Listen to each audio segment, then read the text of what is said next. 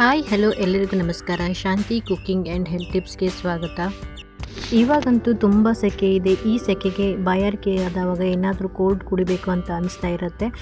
ಹಾಗಾಗಿ ನಾನಿವತ್ತು ಹೆಲ್ದಿಯಾಗಿರೋ ಎಳ್ನೀರಿನ ಜ್ಯೂಸನ್ನು ಮಾಡ್ತಾಯಿದ್ದೀನಿ. ಬನ್ನಿ ಹಾಗಿದ್ರೆ ತುಂಬಾ ಸುಲಭವಾಗಿ ಮತ್ತು ಕ್ವಿಕ್ಕಾಗಿ ಇದನ್ನ ಹೇಗೆ ಮಾಡೋದು ಅಂತ ನೋಡೋಣ.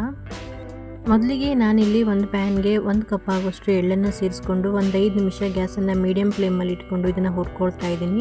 ಎಳ್ಳು ಚಟಪಟ ಅಂತ ಸೌಂಡ್ ಬರಬೇಕು, ಅಲ್ಲಿವರೆಗೂ ಇದನ್ನು ಚೆನ್ನಾಗಿ ಫ್ರೈ ಮಾಡ್ಕೊಳ್ಳಿ.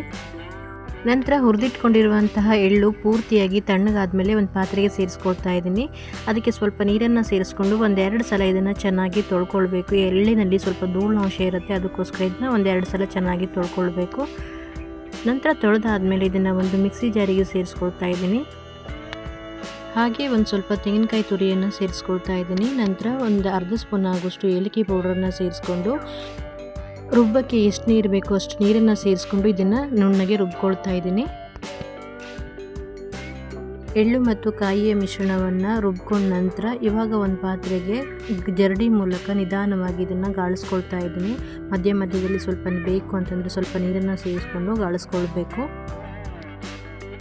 ನೋಡಿ, ಇವಾಗ ಎಳ್ಳಿನ ನೀರನ್ನು ಗಾಳಿಸಿಟ್ಕೊಂಡಿದ್ದೀನಿ. ಇವಾಗ ಇದಕ್ಕೆ ರುಚಿಗೆ ಬೇಕಾದಷ್ಟು ಬೆಲ್ಲ, ಅಂದರೆ ನಾನಿಲ್ಲಿ 1 ಕಪ್ ಆಗೋಷ್ಟು ಬೆಲ್ಲನ ಸೇರಿಸ್ಕೊಳ್ತಾ ಇದ್ದೀನಿ. ನಾನಿಲ್ಲಿ ಸ್ವಲ್ಪ ಮಾಡಿದ್ದೀನಿ, ಅದಕ್ಕೆ ಸ್ವಲ್ಪ ಬೆಲ್ಲವನ್ನು ಸೇರಿಸ್ಕೊಳ್ತಾ ಇದ್ದೀನಿ. ಹಾಗೆ ರುಚಿಗೆ ಬೇಕಾದಷ್ಟು ಉಪ್ಪನ್ನು ಸೇರಿಸ್ಕೊಂಡು ಚೆನ್ನಾಗಿ ಉಪ್ಪು ಮತ್ತು ಬೆಲ್ಲ ಎಲ್ಲ ಕರಗೋ ಹಾಗೆ ಇದನ್ನು ಮಿಕ್ಸ್ ಮಾಡ್ಕೊಳ್ಬೇಕು.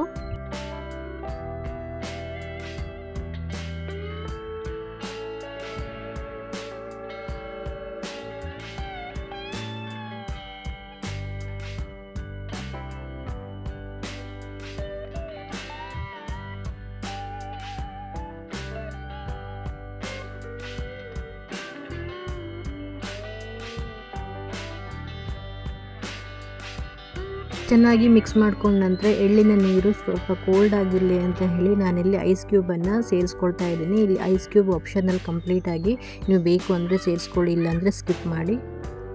ನೋಡಿದ್ರಲ್ವ ಆರೋಗ್ಯಕರವಾದ ಎಳ್ಳಿನ ಜ್ಯೂಸನ್ನು ಹೇಗೆ ಮಾಡೋದು ಅಂತ ಹೇಳಿ. ನಾನು ಮಾಡಿರೋ ಈ ವಿಡಿಯೋ ನಿಮಗೆ ಇಷ್ಟ ಆದರೆ ಈ ವಿಡಿಯೋನ ನಿಮ್ಮ ಫ್ಯಾಮಿಲಿ ಆ್ಯಂಡ್ ಫ್ರೆಂಡ್ಸ್ಗೂ ಶೇರ್ ಮಾಡಿ.